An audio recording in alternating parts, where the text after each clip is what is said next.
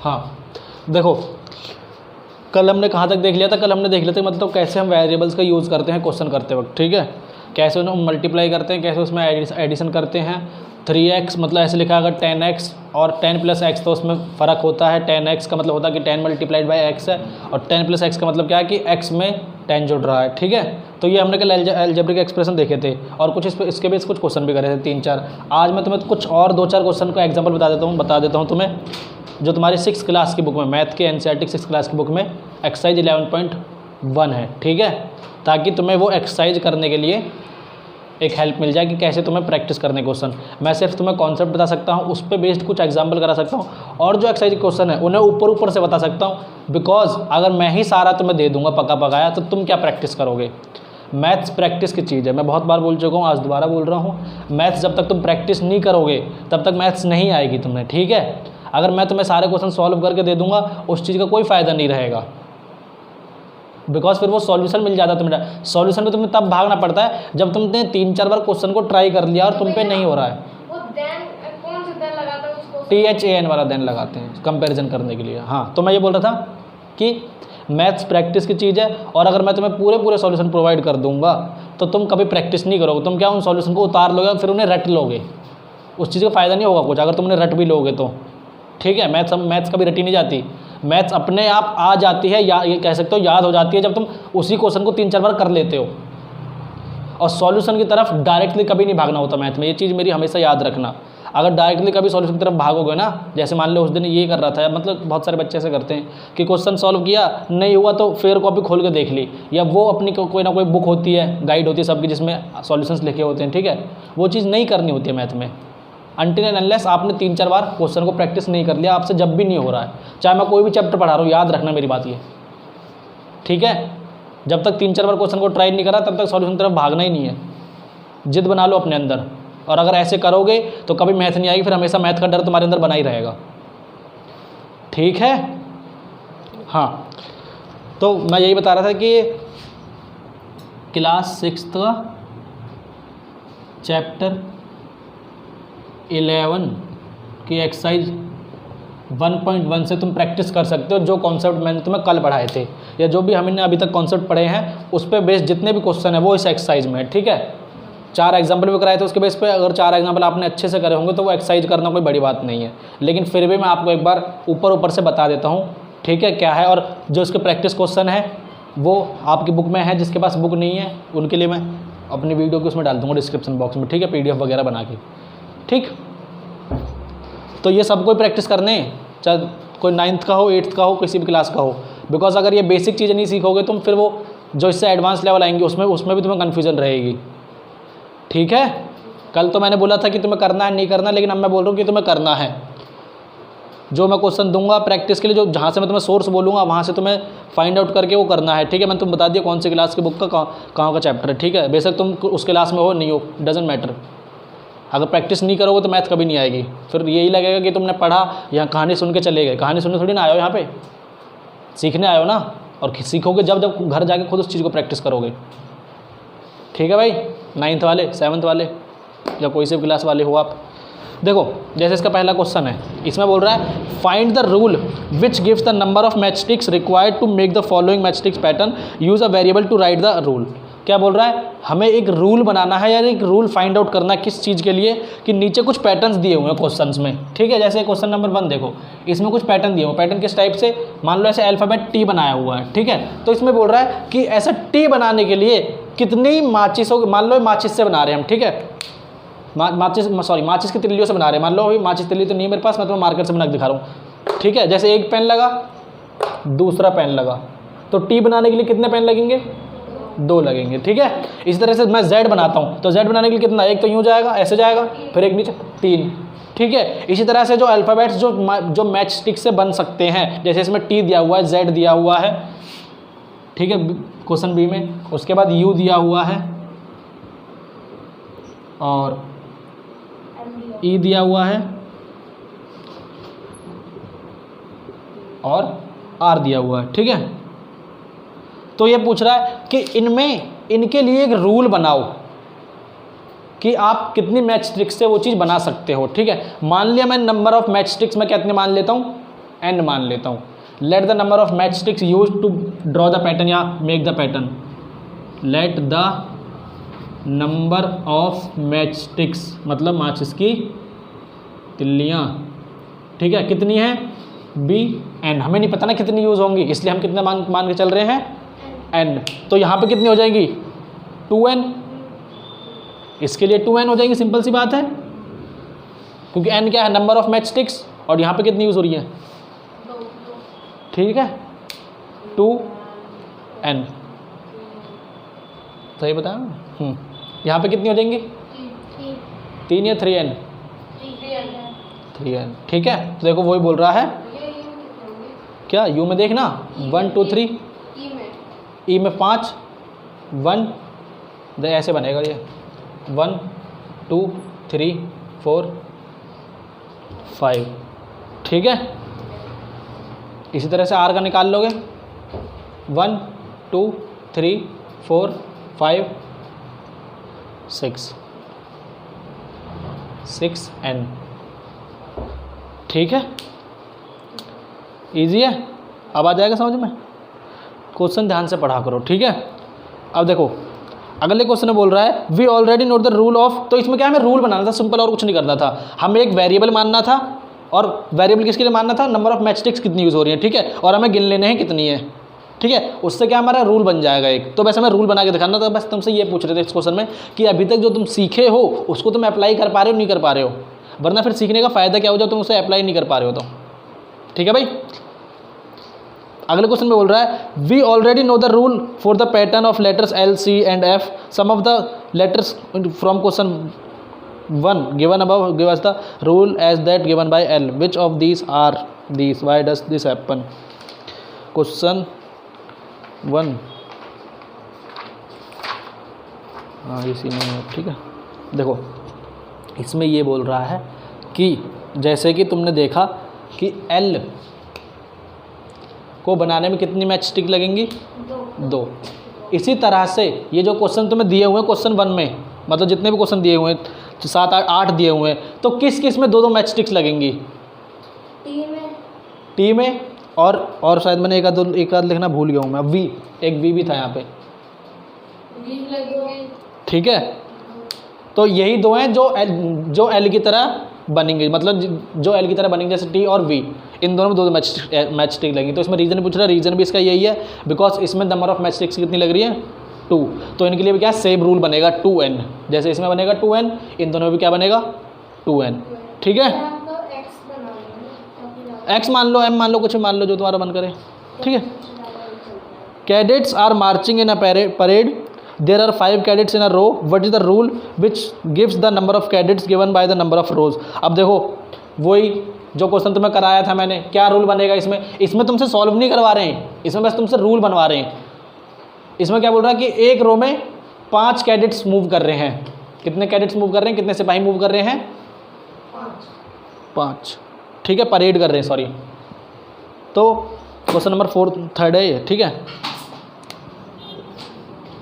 कितने हैं एक रो में, 1 रो में कितने हैं 5। तो इसमें बोल रहा है क्या रूल बनेगा तुम्हें टोटल नंबर ऑफ कैडेट्स निकालने के लिए।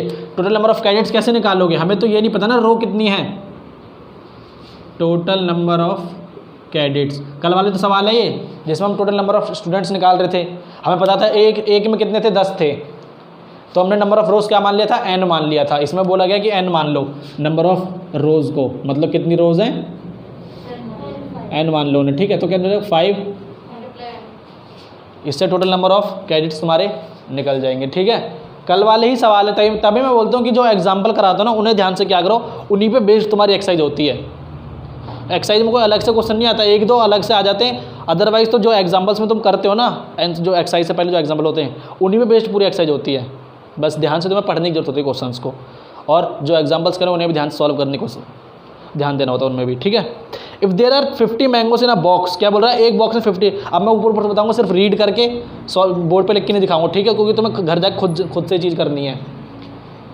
तुम्हें क्वेश्चन का मीनिंग बता देता हूँ तो, क्योंकि आगे भी कॉन्सेप्ट बताना है। देखो there are 50 mangoes in a box, एक बॉक्स में कितने मैंगोज हैं 50, ठीक है। How will you write the total number of mangoes in the terms of number of boxes, क्या बोल रहा है, तुम टोटल नंबर ऑफ मैंगोज कैसे लिखोगे अगर तुम्हें वो चीज़ बॉक्सेस की टर्म्स में लिखनी है। मतलब कि तुम्हें ये मानना पड़ेगा पहले क्या कि बॉक्स कितने हैं, एक बॉक्स में कितने हैं 50, टोटल कितने बॉक्स हैं तुम्हारे पास नहीं पता, तो क्या मान लोगे उसके लिए नंबर ऑफ बॉक्सेस का बी मान लो, हम बी बोला हुआ है इन्होंने क्वेश्चन में हिंट दिया कि use B for the number of boxes, ठीक है। तो B into 50 total number of mangoes कैसे निकलेंगे 50 बी सब, ठीक है। तो वही सोल्जर्स वाले की तरह ही था, उसमें टोटल नंबर सोल्जर्स निकाल रहे थे, इसमें टोटल नंबर ऑफ मैंगोज निकाल रहे हैं। बोल रहा है एक बॉक्स में 50 है और ना हमें ये नहीं पता टोटल नंबर ऑफ बॉक्स कितने, मतलब टोटल बॉक्स कितने हैं, तो हम क्या बी मान लिया उसके लिए, फिर 50 बी, ठीक है। अगर मान लो 2 बॉक्सेस है तो कितने हो जाएंगे 100 मैंगोज हो जाएंगे, सिंपल सा, ठीक है। द टीचर डिस्ट्रीब्यूट 5 पेंसिल्स पर स्टूडेंट, क्या बोल रहा है हर एक बच्चे को कितने कितने पेंसिल दिए टीचर ने 5। अब ये नहीं पता बच्चे कितने हैं तो उसके लिए कितने मान लेंगे एस मान लेंगे, स्टूडेंट्स के लिए एस मान लेंगे, तो 5s, ठीक है।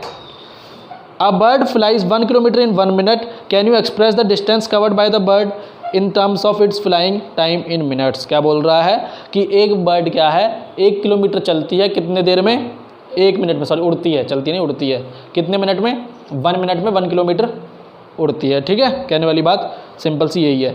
Can you express the distance covered by the bird in terms of flying time in minutes, मतलब तुम कैसे पता लगाओगे कि बर्ड ने कितना डिस्टेंस कवर करा कितने टाइम में, टाइम नहीं पता, ठीक है, टाइम नहीं पता तुम। पहले तो ये जानो 1 किलोमीटर, मल्टीप्लाई सुन 1 किलोमीटर 1 मिनट में, 2 किलोमीटर 2 मिनट, 3 किलोमीटर 3 मिनट में, ठीक है। तो अगर मैं टाइम को t मान लूँ,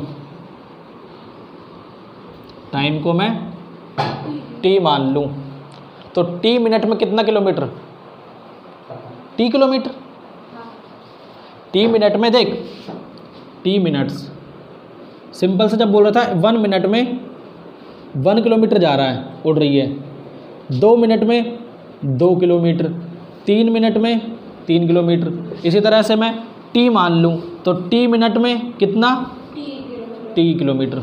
ना तो हमें टाइम पता ना ही हमें किलोमीटर बताया, कुछ तो नहीं बताया ना, लेकिन हमें ये बताया ना कि 1 मिनट में 1 किलोमीटर जा रही है, उसी तरह से हम हिसाब लगाएंगे ना तो 1 मिनट अगर 1 मिनट में 1 किलोमीटर जा रही है, उसी तरह से मान ले मैं t की कुछ भी वैल्यू मानूँ उसी के अकॉर्डिंग हमारा किलोमीटर में डिस्टेंस आएगा हमारा किलोमीटर में, ठीक है।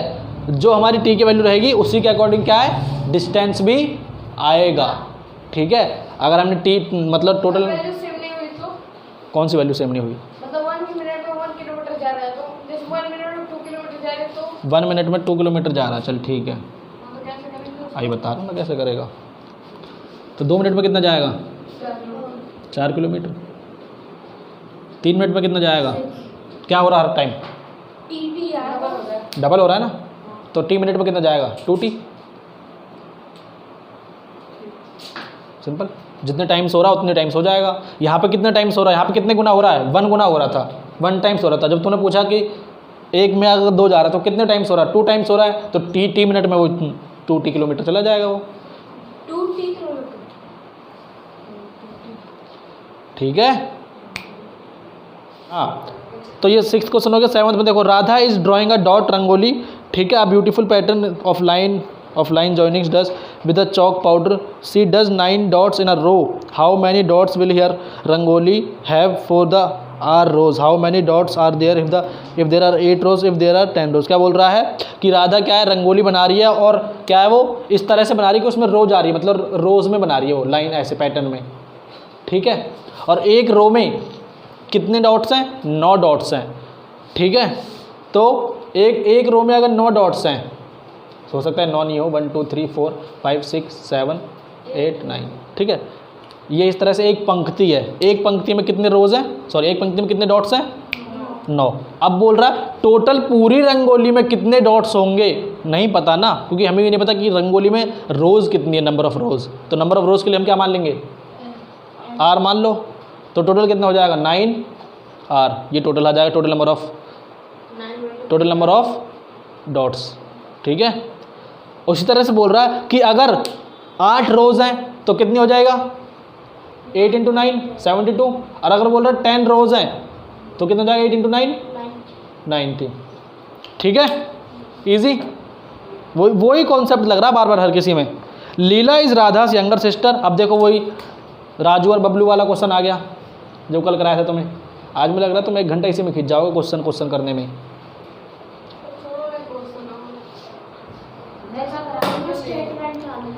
स्टेटमेंट वाली हैं सारे ये। तो इसमें देखो 3-4 और बच्चे ने खुद कर लेना ये, ठीक है। वो ये कल वाले जैसे एग्जाम्पल लग रहा है उसी के बेस पे बस क्वेश्चन ध्यान से पढ़ना, ठीक है। इतने बता दिए तुम्हें बहुत है ना, 17 मिनट हो गए इतना बताने में, ठीक है। तो सारे एग्जाम्पल्स पे बेस्ड है सारे, अभी तक तुम्हें जो आए सारे एग्जाम्पल बेस्ड आए थे, ठीक है। अब आगे जो 2-3 बचे वो वही एग्जाम्पल बेस्ड है, वो बता देगा इतना वो बंदा इससे इतना छोटा है उससे इतना बड़ा है, उसके लिए एक्स मान लोगे, कोई भी अल्फ़ाबेट मान लोगे, उसमें प्लस माइनस करोगे कर दोगे, दूसरे बंदे की एज निकल जाएगी, ठीक। देखो अब क्या है, use of variables in common rules. मतलब हम जब रूल्स बनाते हैं, कॉमन रूल्स जब बनाते हैं, जैसे कॉमन रूल हमने किस किस को लेके पढ़े हैं, हमने पेरीमीटर ऑफ स्क्वायर को पढ़ा है, हमने एरिया ऑफ स्क्वायर पढ़ा है, हमने एरिया ऑफ रेक्टेंगल पढ़ा है, पेरीमीटर ऑफ रेक्टेंगल पढ़ा है नहीं पढ़ा है। तो उनमें भी क्या है, हम एल और बी मानते हैं ना, कि मतलब अगर पेरीमीटर निकाल लो क्या होता है 2 × L + B मानते हैं हम। तो वो एल और बी क्या है, अल्फ़ाबेट्स ही तो हैं, वेरिएबल्स ही तो हैं, तो लेटर्स ही तो हैं। तो वही है कि हम क्या है वेरिएबल्स का यूज़ करते हैं इस तरह के रूल बनाते वक्त भी। सिंपल सी वही चीज़ बोल रहा हूँ और कुछ नहीं। जैसे कि तो मैं एग्जांपल दे देता हूँ पेरीमीटर ऑफ स्क्वायर का, तुम बताया अभी, ठीक है। लेंथ को हम L मान लेंगे, ब्रेड्थ को हम B मान लेंगे और 2 हम मल्टीप्लाई कर देते हैं बाहर। ये पेरीमीटर ऑफ वो होता है स्क्वायर रेक्टेंगल, ठीक है। पेरीमीटर ऑफ रेक्टेंगल होता है, पेरीमीटर ऑफ स्क्वायर क्या होगा उसी तरह से। अगर हम स्क्वायर में करते क्या है, पेरीमीटर निकालते वक्त पहली बात ये समझो पेरीमीटर होता क्या है। पेरीमीटर निकालते वक्त हम करते क्या है, सारी साइड्स को प्लस करते हैं हम। हाँ भाई, सारी साइड्स को प्लस करते हैं ना पेरीमीटर निकालते वक्त। तो सारी साइड को जब प्लस करते हैं और स्क्वायर में सारी साइड क्या बराबर ही होती हैं, तो हम क्या सबको एस मान लेंगे, ये भी एस, ये भी एस, ये भी एस, ठीक है। तो हम कर क्या रहे हैं, देखो perimeter of square short form में लिख रहा हूँ, ठीक है। हम s + s + s + s, s को कितनी बार जोड़ रहे हैं, 4 बार जोड़ रहे हैं ना। तो कितने हो जाएंगे ये, 1s 2s 3s 4s, तो कितना हो जाएगा 4s। तो क्या था, हमने स्क्वायर का पेरीमीटर निकालने के लिए क्या कर रहा था, 4 बार साइडों को जोड़ा था और साइड को हमने क्या माना था, s माना था। तो हमने यहाँ पे भी वेरिएबल का यूज़ करा ना ये वाले रूल बनाने के लिए। तो वही तुम्हारी चीज़ बोल रहे हैं कि हम कॉमन रूल बनाने के लिए भी क्या है, हम वेरिएबल्स का यूज़ करते हैं, ठीक है। जैसे तुम्हें रूल्स ऑफ अर्थमेटिक के जैसे कुछ रूल्स होते हैं, जैसे तुम्हें एक रूल पढ़ाया जाता है, क्या पढ़ाया जाता है 6th क्लास में, क्या, commutative of addition, commutativity of addition, commutativity. और ये चीज़ मैं बता चुका हूँ बहुत बार, ऑफ एडिशन। एडिशन और मल्टीप्लिकेशन में ही लगता है ये, मल्टीप्लिकेशन। उसमें क्या पढ़ते हैं हम, उसमें हम ये पढ़ते हैं क्या, सुनो, कि a + b = क्या होता है, b + a। अब यहाँ पे a और b का कुछ ही वैल्यू हो, वैसे जैसे मैं मान लेता हूँ ये 3 है, ये 4 है, ये क्या हो जाएगा, ये 4 + 3 के बराबर रहेगा ना हमेशा, कुछ भी कर लो आएगा तो आंसर 7 ही, ठीक है। लेकिन ये चीज़ हम नेगेटिव में नहीं कर सकते। क्यों नहीं कर सकते, जैसे मान लो मैं कर रहा हूँ भाई a - b = b - a, हालांकि गलत होगी तो मैं करके दिखाता हूँ कि कैसे चीज़ गलत होगी ये, आंसर वही आएगा पर माइनस आएगा। हाँ, यहाँ मान लो 3 है, ये -4 हो जाएगा, ये हो जाएगा 4 - 3, तो ये माइनस का 1 आएगा, ये प्लस का 1 आएगा, तो ये कहाँ इक्वल है। इसलिए नेगेटिव में और डिवीज़न में ये चीज़ नहीं लगती, ठीक है। सिर्फ मल्टीप्लिकेशन और एडिशन में लगती है। मल्टीप्लिकेशन में कैसे लगती है, देखो a × b = b × a रहेगा, चाहे कुछ भी कर लो। 3 × 4 करोगे या 4 × 3 करोगे तो आंसर तो हमेशा क्या आएगा, 12 ही आएगा। तो हम यहाँ पे भी क्या कर रहे हैं, कम्यूटेटिव ऑफ एडिशन और मल्टीप्लिकेशन में हम क्या अलजेब्रास का हम यूज़ कर रहे हैं, वेरिएबल्स का। वही तुम्हें चीज़ समझा रहे हैं कि अलजेब्रा का यूज़ कितनी जगह है। छोटा चैप्टर नहीं है, हल्के मत लो इसे, ठीक है। इसलिए मैंने तुम्हें बोला कि पढ़ाऊँगा तो बिल्कुल ज़ीरो से, चाहे टाइम लग जाए कोई दिक्कत नहीं, चाहे इसमें 15 लेक्चर्स रिकॉर्ड हों, चाहे कितने भी लेक्चर्स रिकॉर्ड हों, आई डोंट केयर। अगर पढ़ाऊँगा पूरे तरीके से पढ़ाऊँगा, ठीक है। इसी तरह से वो मल्टीप्लिकेशन वाला तुम्हें बता दिया मैंने। एक होती है फिर डिस्ट्रीब्यूटिव प्रॉपर्टी, कौन सी, डिस्ट्रीब्यूटिव, ये चीज़ नंबर सिस्टम में तुम्हें पढ़ानी थी मुझे, लेकिन यहाँ बता रहा हूँ तुम्हें दोबारा से। डिस्ट्रीब्यूटिव प्रॉपर्टी, देखो डिस्ट्रीब्यूटिव प्रॉपर्टी क्या होती है, मैं नोट्स डाल दूंगा, ठीक है, ग्रुप में डाल दूंगा, वहाँ से देख लेना अगर तुम्हें उतारनी है तो नोट्स, ठीक है। डिस्ट्रीब्यूट करने का मतलब क्या होता है, बांटना ना। जैसे बोलते हैं ना टीचर्स ने या बच्चे ने चॉकलेट डिस्ट्रीब्यूट कर दी, जैसे बर्थडे होता है बच्चों का, हर किसी का बर्थडे होता है तो टॉफ़ी लेके जाते हैं ना, तो टीचर बोलती है बेटा पहले तो क्लैप करो इसके लिए, ठीक है, फिर डिस्ट्रीब्यूट कर दो टॉफ़ीज़ को। तो डिस्ट्रीब्यूट मतलब क्या होता है, बांटना। करते नहीं है, नहीं करते, गरीब हो तुम, ठीक है, टीचर को दिखा जाता है। बच्चों में नहीं करते, मतलब कई कई बच्चे करते हैं, कई बच्चे नहीं बच्चे ऐसे करते होंगे, बेस्ट फ्रेंड को दे देंगे, ले तू 4 ले ले, अबे तेरे को मैं जानते, तेरे को मैं 2 ही दूंगा, ठीक है। हाँ, तो डिस्ट्रीब्यूट करने में तो बांटना। तो इसमें भी देखो, इसमें यहाँ भी ये प्रॉपर्टी में लगता है, ये a इंटू बी प्लस सी, जैसे ऐसे लिखा है। अब ये a है, ये दोनों के साथ मल्टीप्लाई हो रहा है, b के साथ भी और c के साथ भी। तो इसको हम ऐसे लिखेंगे खोल के, जब ब्रैकेट हटाएंगे, a multiply by B plus a multiply by, ठीक है। ये a यहाँ भी मल्टीप्लाई हुआ है और ये यहाँ भी मल्टीप्लाई हुआ है। जैसे एग्जाम्पल करके दिखाता हूँ तुम्हें, ऐसे लिखा है 3 इंटू 4 प्लस 3, लगाओ मत लगाओ ब्रैकेट के बाहर, अगर डायरेक्ट नंबर लिखा, अगर प्लस माइनस लगा है दैट मीन्स उसके साथ मल्टीप्लाई में नहीं है, लेकिन अगर कोई साइन नहीं लगा ब्रैकेट के बाहर और सिर्फ नंबर लिखा है दैट मीन्स उसके साथ वो मल्टीप्लाई में पूरे के साथ, ठीक है। तो देखो क्या आएगा, 3 multiply by 2 sorry 4 plus 3 multiply by 3 कितना आएगा, 3 4 जा 12 प्लस 3 3 जा 9, कितना आ जाएगा आंसर, ये 21। और मैं डायरेक्टली से यहीं सॉल्व कर लूँ, मान लो ये 4 और 3 7 मल्टीप्लाई 3 21। भैया इसमें अगर मल्टीप्लाई में डिवाइड कर दो तो, इसलिए मैंने बोला कि ये हमेशा इसके बराबर होगा। भैया अगर उसमें मल्टीप्लाई से डिवाइड कर दो तो यहाँ तो ले वो डिवाइड, फिर नीचे आ जाएगा, वो 3/7 हो जाएगा फिर वो। उसमें कम, फिर उसमें कहाँ डिस्ट्रीब्यूटिव प्रॉपर्टी लगेगी, उसमें डिस्ट्रीब्यूट कैसे करेगा तो उसको,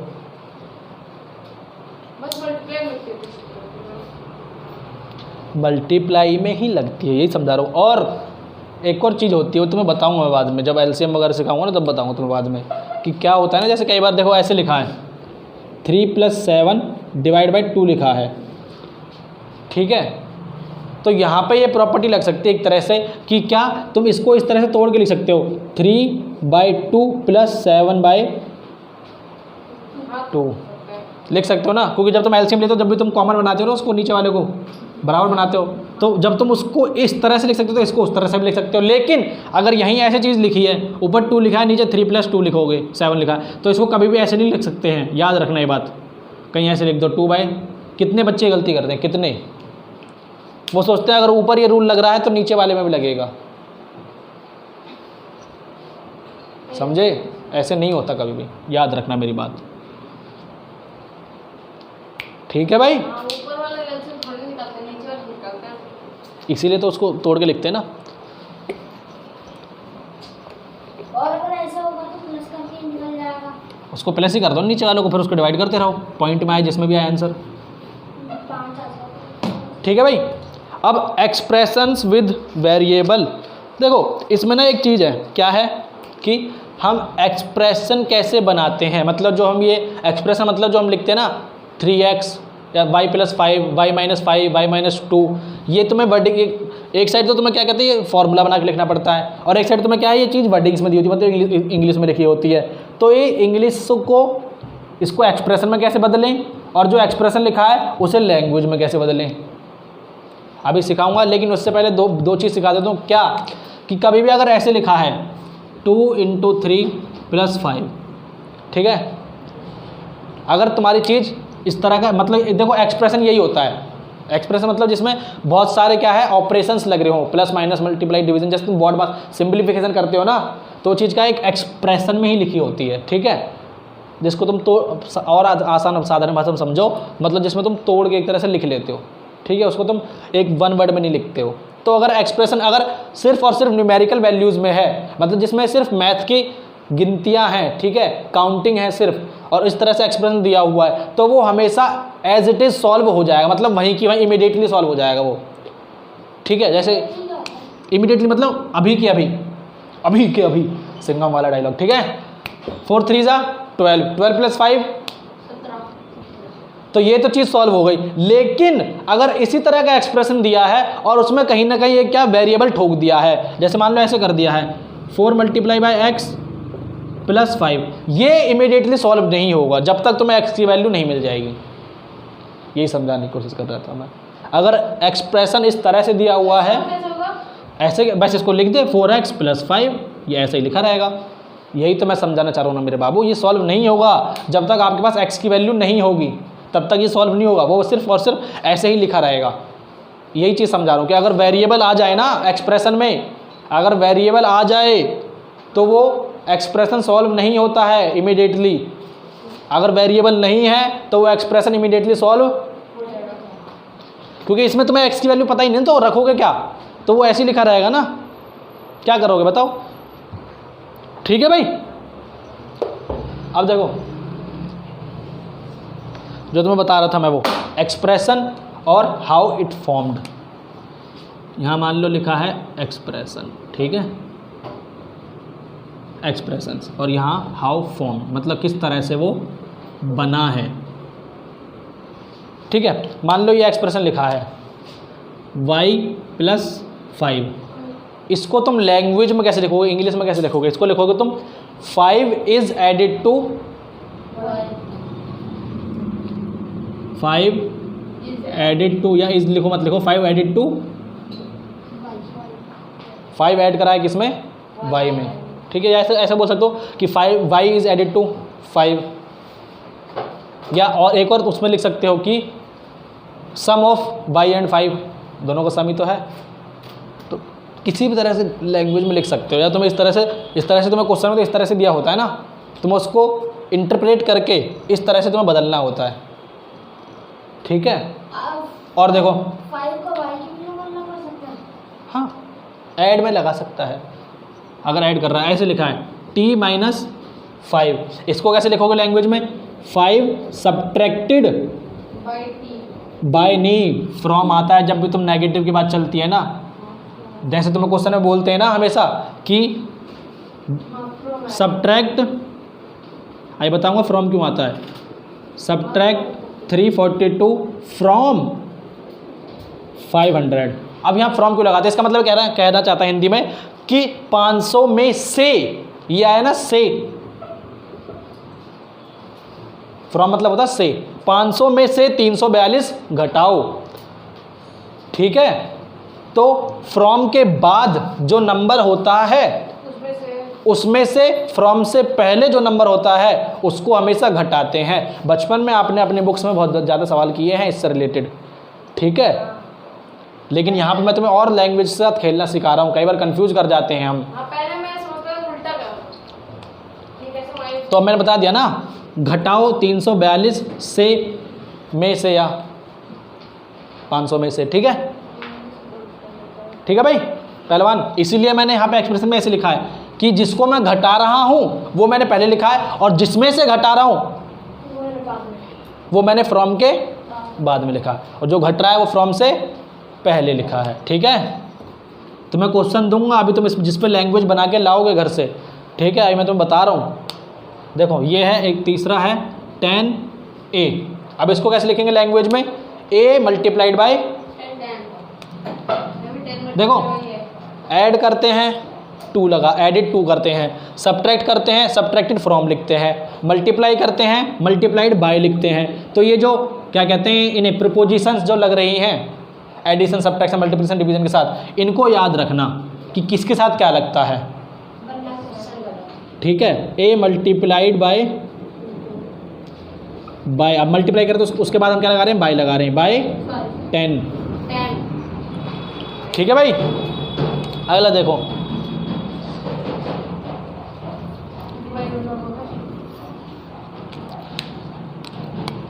x/3 या x/3, इसका मतलब क्या है? x डिवाइडेड बाय, तो जब हम डिवाइड करें तब भी क्या लगा रहे हैं हम? ये वो वाला बाय नहीं है, द्वारा है। बाय मतलब होता है द्वारा, इसके द्वारा, ठीक है। x divided by 3। तो अब मैंने क्या बोला, इन प्रीपोजिशंस को याद रखना कि जब हम ऐड कर रहे हैं उसके बाद टू लगा रहे हैं, सब्ट्रैक्ट के बाद फ्रॉम लगा रहे हैं, मल्टीप्लाई के बाद बाय और डिवाइड के बाद भी बाय। अब यहाँ देखो मल्टीप्लाई में तो लिख दो तुम कैसे ही, आगे पीछे कोई फर्क नहीं पड़ता है, चाहे तुम ऐसे लिख दो 10 मल्टीप्लाइड बाय ए, या फिर मल्टीप्लाइड बाय, या फिर ए मल्टीप्लाइड बाय 10, कोई फर्क नहीं पड़ेगा, क्योंकि उसमें कौन सी प्रॉपर्टी लग रही है, हमारी एसोसिएटिव प्रॉपर्टी लग रही है, A into B equals to B into A होता है, मल्टीप्लाई में कोई फर्क नहीं पड़ता। लेकिन अगर मैं यही कर दूं कि 3 डिवाइडेड बाय एक्स, ये इसका पूरा मतलब बदल जाएगा, ये फिर ऐसे हो जाएगा 3 बाई एक्स।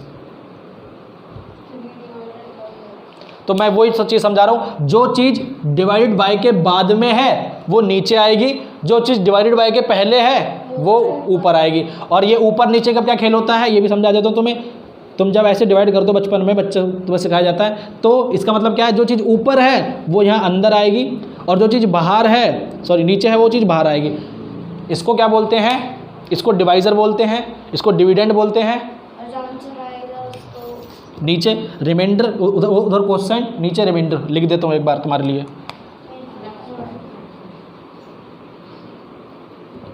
यहाँ डिविडेंड आता है, यहाँ डिवाइज़र मतलब जिससे डिवाइड कर रहे हैं वो डिवाइज़र, जो यहाँ आ रहा है वो क्वोशिएंट, ठीक है, और जो नीचे बचता है रिमाइंडर। ठीक है भाई, याद रखना ये चीज़। तो मैं यही बोल रहा था तुम्हें, जो चीज़ डिवाइडेड बाय के बाद में है वो नीचे आएगी, मतलब वो बाहर आएगी, इसके हिसाब से बाहर आएगी, इसके हिसाब से नीचे आएगी, और जो चीज़ डिवाइडेड बाय से पहले है वो इसके हिसाब से अंदर, इसके हिसाब से ऊपर। ठीक है भाई। और अगर मान लो ऐसे नंबर लिखा है, जैसे देखो फिर ये नंबर सिस्टम वाला सीन हो जाता है। ये जैसे मान लो ऐसे लिखा है 10 डिवाइड बाई 3, तो ये क्या आएगा 9 आ जाएगा 3 पे, यहाँ कितना बचेगा 1। अब इसको ये ऐसे लिखा था तुम्हारा, ठीक है, 10 डिवाइड बाई 3, ये किस में है, इम्प्रॉपर फ्रैक्शन है ये। इसे अब मैं मिक्स फ्रैक्शन में कैसे बदलूंगा, 3 मतलब जो क्वेश्चन में आया, जो आंसर आया, ऊपर 3 डंडा खींचा डिवाइड का, जो रिमाइंडर बचा उसे ऊपर लिखा, फिर डिवाइज़र को उठा के। तो इसको इस तरह से लिखना कहाँ से सीखते हैं, इसी से सीखते हैं। ठीक है, देख लो तुम्हें वो बताते बताते क्या क्या बता दिया मैंने।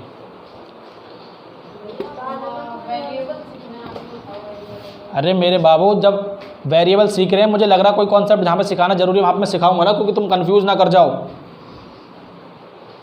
रटवाना नहीं है ना तुम्हें, सक्षम बनाना है, लायक बनाना है, कैपेबल बनाना है। और कैपेबल बनाने के लिए हर चीज़ बतानी पड़ती है, एक टॉपिक में से 10 निकालने पड़ते हैं, क्योंकि लिंक बैठता है सबका। सारी मैथ कोई सा सब्जेक्ट उठा ले तो सब में कहीं ना कहीं लिंक बैठता है उनमें। तो जहाँ मुझे लग रहा है लिंक बैठेगा तो वहाँ मैं उस चीज़ को तुम्हें ब्रॉडर वे में एक्सप्लेन करूँगा ना। ठीक है, फिर वो टीचर ही किस काम का जो तुम्हें सीधी सीधी चीज़ बता दे। एक कॉन्सेप्ट में से 10 ना निकाल के बताए तो मज़ा कैसे आएगा फिर।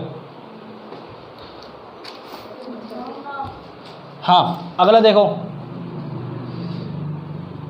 अगला देखो -5 तो ये क्या है, -5 मल्टीप्लाइड बाई Q। ठीक है, ये तो कर लोगे तुम। ऐसे लिखा है 3x + 2। अब इसका मतलब इसको कैसे लिखोगे, इसको लिखोगे, देखो first x multiplied by 3 then 2 added to product. अब क्या बोला मैं, प्रोडक्ट बताता हूँ ना। प्रोडक्ट बोलते हैं जब मल्टीप्लाई करके जो कोई नंबर आता है ना, या जब तुम ऐसे लिखते हो 3 मल्टीप्लाई बाई 4, तो इसको प्रोडक्ट भी बोला जाता है कि 3 और 4 का प्रोडक्ट। किसका प्रोडक्ट, 3 और 4 का। तो मल्टीप्लाई को देखो तुम किस किस तरह से रिप्रेजेंट करते हो, किस किस तरह से बोलते हो मल्टीप्लाई करने को। 4-5 तरीके हो जाते हैं। एक तो तुम इनटू भी बोलते हो, बाय भी करते हो, प्रोडक्ट भी बोलते हो, ठीक है, हाँ, ऑफ भी बोलते हो, ब्रैकेट में भी, सही कह रहा है, ब्रैकेट में मल्टीप्लाई होता है। ये ढंग से लिख देता हूँ तुम्हें कि मल्टीप्लाई बेटा बहुत ही टेढ़ी खेड़ है, बहुत जगह आता है। हाँ, मल्टीप्लाई को रिप्रेजेंट करने के कितने सारे तरीके होते हैं।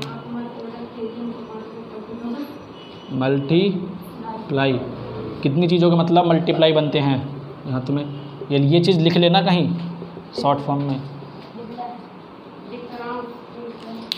देखो, एक तो इस साइन से तो पता चलता ही है हमें, क्रॉस वाले से, ठीक है। फिर हम बोलते हैं लैंग्वेज में कई बार इनटू, मैं भी कितनी बार इनटू बोलता हूँ, ठीक है। बाय से भी पता चलता है, ठीक है। बाय तो दोनों के लिए यूज़ होता है, मल्टीप्लाई के डिवाइड के लिए भी, ठीक है।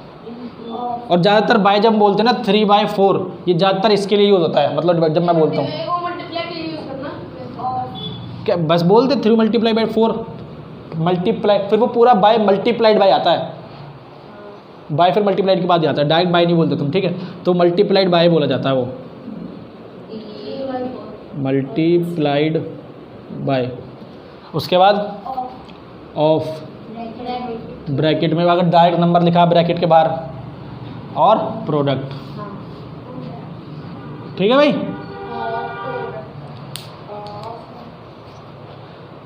ये ऐसे लिखा था 3x + 2। तो इसको लैंग्वेज में लिखो, कैसे लिखोगे इसको, लिखोगे मतलब ये किस तरह से बना, फर्स्ट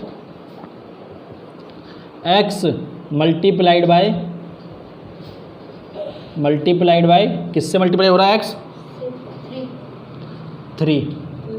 उसके बाद देन, THEN वाला देन, उसके बाद या फिर तब या जब, ऐसे बोल लो, ठीक है। फिर क्या हुआ, फिर या फिर, ठीक है। देन फिर के लिए भी यूज हो रहा है। फिर क्या हुआ, फिर 2 इज एडेड, 2 किस में ऐड करा, प्रोडक्ट में, जो भी प्रोडक्ट था हमारा, जो भी हमारा प्रोडक्ट था, ठीक है। तो इस टाइप का सवाल, अगर इस टाइप से एक्सप्रेशन दिया है तो उसको इस तरह से तुम लैंग्वेज में लिख सकते हो।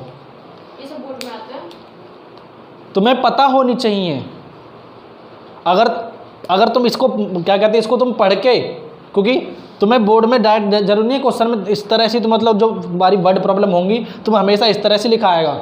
वर्ड प्रॉब्लम में तो पूरा सेंटेंस लिखा होता है ना, तुम्हें वहाँ से पकड़ के इस तरह से निकालना पड़ता है, तब जाके वो चीज़ सॉल्व होती है। अलजेब्रा का और खेल क्या, तभी तो मैं तुम्हें बिल्कुल जीरो से सिखा रहा हूँ। फिर अलजेब्रा तुम्हें कहाँ समझ में आता है, जब 10th क्लास में पढ़ोगे लीनियर इक्वेशन 2 वेरिएबल, उस तरह से फिर क्वेश्चन को सॉल्व करोगे, तब तुम्हें लैंग्वेज में तुम मतलब अगर ऐसे ऐसे क्वेश्चन दिए और तुम्हें वैल्यू बता दूँ एक्स, तुम धड़ाधड़ सॉल्व करोगे। वहीं मैं उसे वर्ड प्रॉब्लम में दे दूँ तो पल्ले ही नहीं पड़ेगा क्या रहा है, मैं किस में एक्स, किसको एक्स मानूँ, किसके साथ एक्स को मल्टीप्लाई करूँ, किस में एक्स को जोड़ूँ, किस में से एक्स को घटाऊँ, क्योंकि उसमें लैंग्वेज में इस तरह से दिया होता है। तो मैं यही बोल रहा था कि तुम्हें लैंग्वेज में क्वेश्चन दिया होता है, वो तुम जब भी पकड़ पाओगे अलजेब्रा के उसकी फॉर्म में, तभी चेंज कर पाओगे जब तुम्हें वो चीज़ पता हो कि उसे शुरू से ही कैसे लिखते हैं। इसलिए मैं तुम्हें हर चीज़ बता रहा हूँ कि वो चीज़ कैसे बनी। अब देखो, जैसे ये ऊपर वाले मिटा दूँ तो मज़ा आ रहा नहीं आ रहा है, बोरिंग तो नहीं लग रहा, लग भी रहा तो क्या उखाड़ दोगे, ठीक है। हाँ, अब ऐसे लिखा है 2y - 5, इसको देखो कैसे बनाएंगे, first 2 is multiplied by y, ठीक है, या ऐसे लिख सकते 2 is y is first y multiplied by 2, then 5 is subtracted from the product, ठीक है। First y multiplied by 2, then 5 सब THEN वाला देना, ये तब वाला देना ये, हाँ, सब्ट्रैक्टेड फ्रॉम द प्रोडक्ट, ठीक है भाई शिवम। अब तुम्हें मैंने हर टाइप का बता दिया, हर टाइप का क्वेश्चन मतलब हर टाइप का एक्सप्रेशन किस तरह से बनता है और उसे किस तरह से हम लिखते हैं लैंग्वेज में। अब मैं तुम्हें कुछ एक्सप्रेशन दे रहा हूँ, ठीक है, उन्हें तुम लैंग्वेज में तुम लिख के लाओ घर से, ठीक है। ये इस तरह से यहाँ एक्सप्रेशन लिख लेना, टेबल बना लेना, इस तरह से कुछ भी कर लेना। लिखो एक्सप्रेशन लिखो, ये z है, ऐसे बना रहा हूँ z में,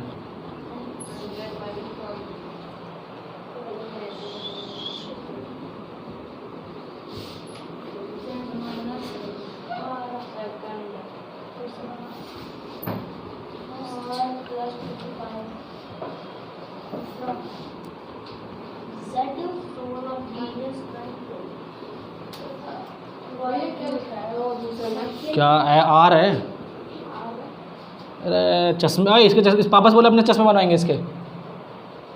भैया थर्ड पे क्या लिखा है, भैया थर्ड पे क्या लिखा है, 16p, हाँ -9 है।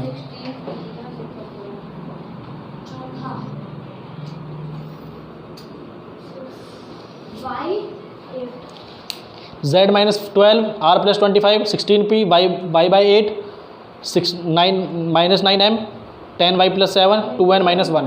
इसको लैंग्वेज में तुम बना के लिख के लाओगे, ठीक है। y/8 है,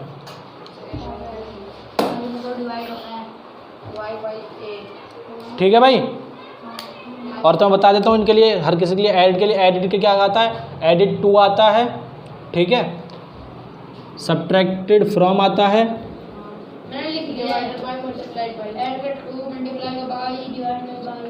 कल चेक करूँगा तुम्हारे। सब्ट्रैक्टेड फ्रॉम, मल्टीप्लाइड बाय और डिवाइडेड बाय, ठीक है भाई। छोटा दिख रहा है क्या इसमें, समझ जाएंगे, बोल तो रहा ही हूँ। बता दूँ अब इसमें ना कुछ क्या कहते हैं, थोड़ी सी चीज़ रहेगी, फिर इक्वेशन चालू होता है। What is equation. इसमें तुम ऐसे तो समझ गए कि मतलब इस तरह से लिखा है तो उससे एक्सप्रेशन में कैसे बन रहा है, एक्सप्रेशन में लिखा तो लैंग्वेज में कैसे बदलेंगे। अब प्रैक्टिकली मतलब कि जब प्रैक्टिकली तुम्हें क्वेश्चन देते जो सिचुएशन देके तुम बता देते कि इसकी एज इतने से इससे इतनी कम है, इसकी एज इससे इतनी ज़्यादा है, इसने इतने लड्डू खा लिए, इससे इतने ज़्यादा लड्डू है, इसके पास इतने ज़्यादा कंचे हैं, उन चीज़ों को तुम एक्सप्रेशन में कैसे लाते हो। देखो जैसे कल हमने एक सरिता वाला क्वेश्चन देखा था कि Sarita has more marbles, Sarita has more marbles than Amina has 10 more marbles, sorry, has 10 more marbles than Amina. तो हम यहाँ पे नंबर ऑफ मार्बल्स को क्या मान रहे थे, x मान रहे थे, ठीक है। इस चीज़ को फिर एक्सप्रेशन में कैसे लिखेंगे हम, तो यहाँ पे मान रहे थे हम कि मार्बल्स ऑफ अमीना,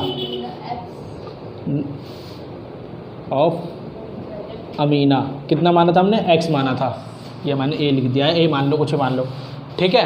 तो सरिता के पास क्या हो जाएंगे, a प्लस, मतलब अमीना के पास जितने उससे 10 ज़्यादा, ठीक है। तो इस तरह से तुम प्रैक्टिकली क्वेश्चन दिए होते हैं उनको तुम इस तरह से बदलते हो, ठीक है। जैसे दूसरा देखो, दूसरा वही एज वाला कि Bablu is 3 years younger than Raju, ठीक है। बबलू इज़ 3 years यंगर मतलब छोटा या जवान, younger than 3 years younger than Raju. तो यहाँ पे हमने क्या बताया था कि हम किसकी एज को x या y मानेंगे, जो देन के बाद जिससे कंपैरिजन कर रहे हैं। तो राजू की एज को क्या मान लेंगे हम, राजूज एज बी x, ठीक है। तो बबलू की एज कितनी हो जाएगी, बबलूज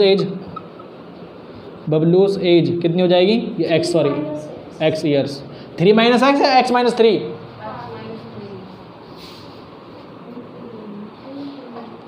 x माइनस 3 यहाँ लगा दो ब्रैकेट, ईयर्स लिख दो, ठीक है। इस तरह से प्रैक्टिकली क्वेश्चन को यूज़ करते हैं हम, मतलब प्रैक्टिकल सिचुएशन दी होती है। और बताऊँ, और देखो जैसे Vikas is twice as old as Raju, मतलब क्या बोल रहा है, विकास क्या है, डबल है, ट्वाइस TWIEC मतलब होता है डबल, ठीक है।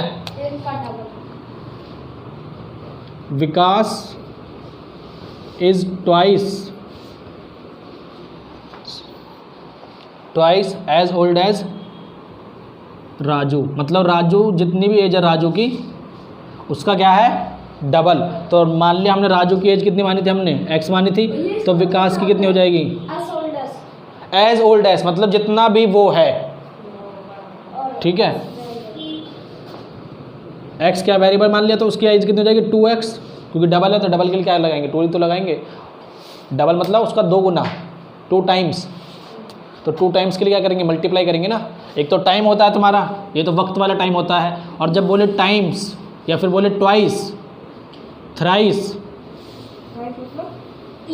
3 गुना, 2 गुना, सॉरी गुना, या 2 टाइम्स बोल दे हैं, 4 टाइम्स बोलेंगे, फिर 4 टाइम्स, ठीक है। तो जब टाइम्स बोले उसका मतलब गुना है, उतने उसका उसके उतना गुना है, ठीक है। Raju's father age is 2 years more than 3 times Raju's. अब क्या बोला, देखो ये क्वेश्चन थोड़ा सा इसी तरह से लंबी लंबी स्टेटमेंट आती हैं जब तुम कंफ्यूज हो जाते हो। स्टेटमेंट लिख देता हूँ तुम्हारे लिए। कितने हैं ये? 9 सिचुएशन है ये। 9 की 9 सिचुएशन तुम्हें कराऊंगा मैं। 3 तो करा दी, तभी ख़त्म करूंगा इसको। राजूज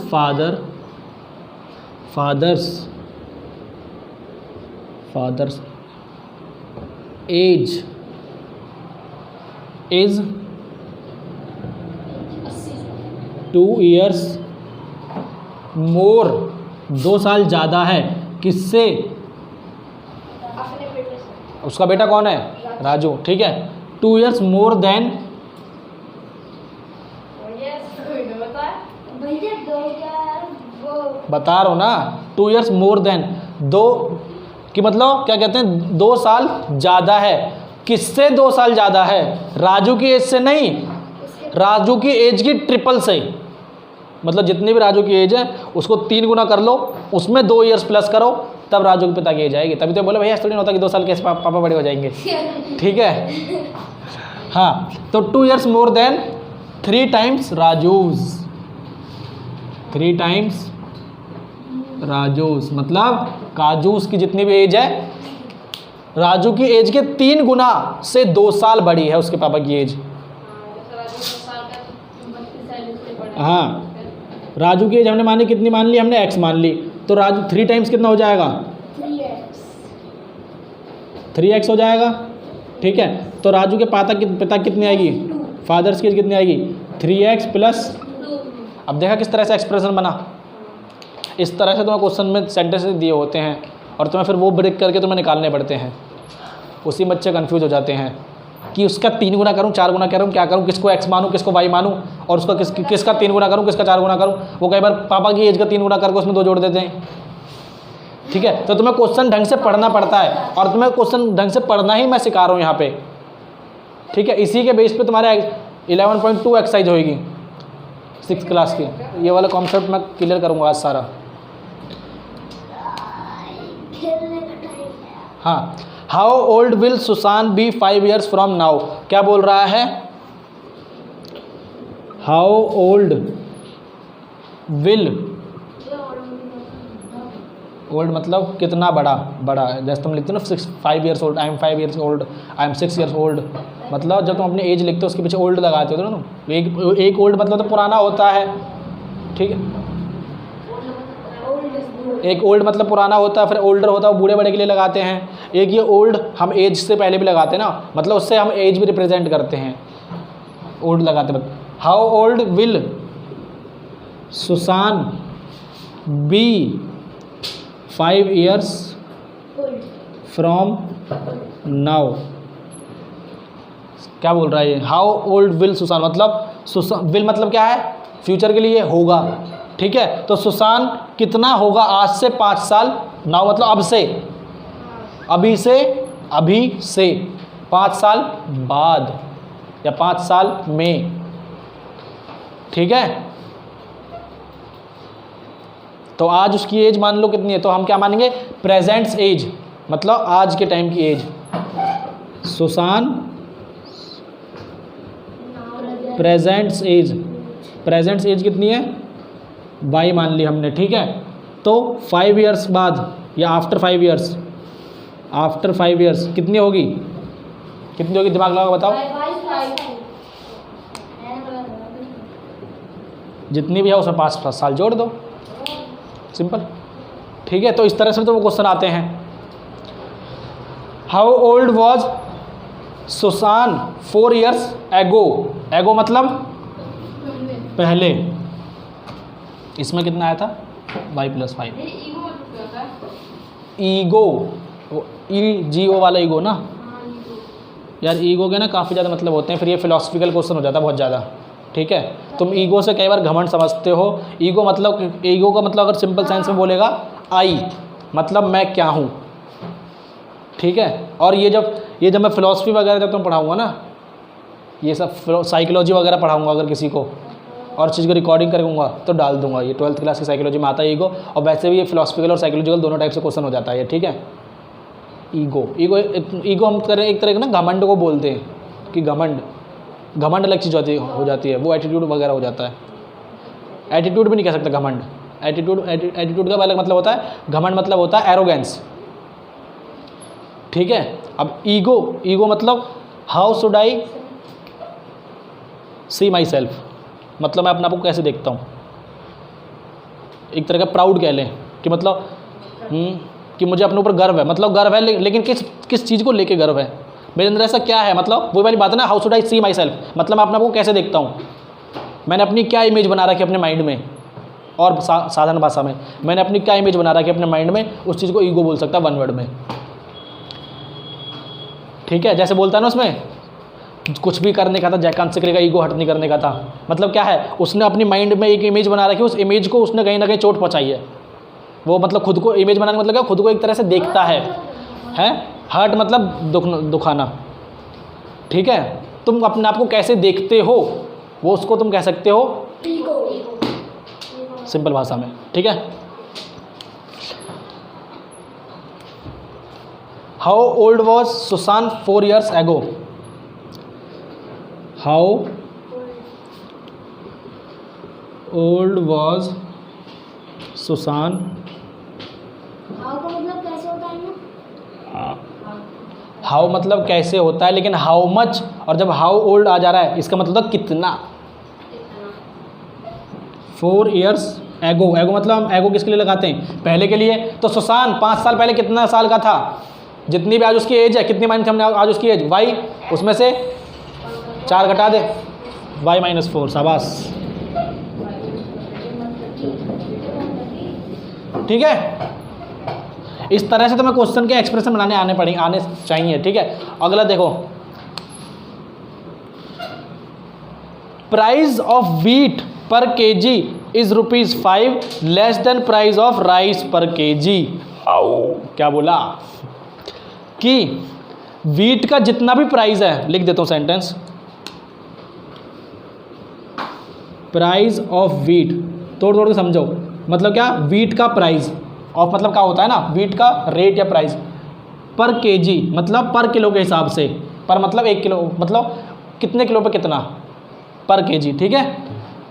इज कितना है, ₹5 नहीं है, अगर इतना ही लिख देता कि प्राइस ऑफ व्हीट इज पर केजी ₹5, तो इसका मतलब क्या कि हर के मतलब 1 किलो कितने का है, ₹5 का। लेकिन इसने इतना नहीं बोला, इसने आगे भी सेंटेंस को कंटिन्यू करा है, और क्या बोल रहा है कंटिन्यू करते हुए, ₹5 लेस, कम है, किससे कम है, लेस देन, लेस देन मतलब TH आ गया ना 10 TH वाला, मतलब अब कंपैरिजन कर रहा है कि कम है, किससे कम है, एक्स से, नहीं, प्राइस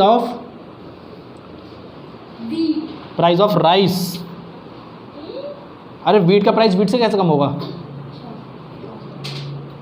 कि प्राइस ऑफ, देखो तोड़ के पढ़ना सिखाता हूँ, प्राइस ऑफ व्हीट मतलब व्हीट का प्राइस पर केजी इज ₹5। अगर मैं सिर्फ इतना लिख देता, इसका मतलब क्या है कि उसका प्राइस कितना, ₹5, लेकिन ₹5 लेस देन है, ₹5 कम है, किससे कम है, मैंने बोला ना देन के बाद जो भी नंबर आता है उससे हम कंपेरिजन करते हैं। ₹5 कम है from the price of rice पर केजी, मतलब राइस का जो भी प्राइस है उससे ₹5 कम है, तो राइस का प्राइस हम कितना मान लेंगे, R मान लो, तो व्हीट का कितना आ जाएगा, R माइनस ₹5 पर केजी, ठीक है।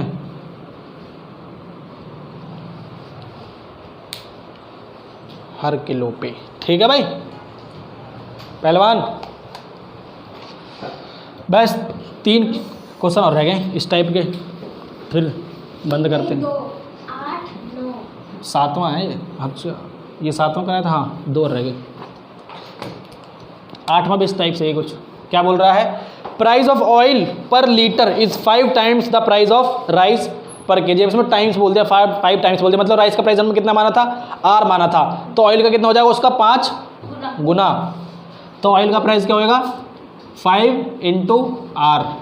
सिंपल बात है ये, तो कोई कुछ करना ही नहीं था, ठीक है। एक और बोल देता हूँ, जैसे द स्पीड ऑफ अ बस is 10 km/h more than the speed of a truck going on the same road. क्या बोल रहा है कि बस की स्पीड कितनी है, 10 km/h। 10 km/h क्या ज़्यादा है, किससे, जितनी भी ट्रक की स्पीड है जो रोड पे चल रहे हैं, ये सेम रोड पे चल रहे हैं। अगर हम मान लें कि ट्रक की स्पीड कितनी है, y मान लेते हैं, तो उसी हिसाब से मतलब ये ट्रक की स्पीड मान लिया हमने, सॉरी ट्रक, तो क्या था, बस की कितनी हो जाएगी y + 10 किलोमीटर पर आवर। ये किलोमीटर पर आवर का मतलब क्या है, हम स्पीड का फॉर्मूला होता है हमारी का डिस्टेंस अपॉन में टाइम। डिस्टेंस को हम किस में नापते हैं, किलोमीटर में, टाइम को हम किस में नापते हैं, आवर में या मिनट में, तो ये क्या हो जाएगा,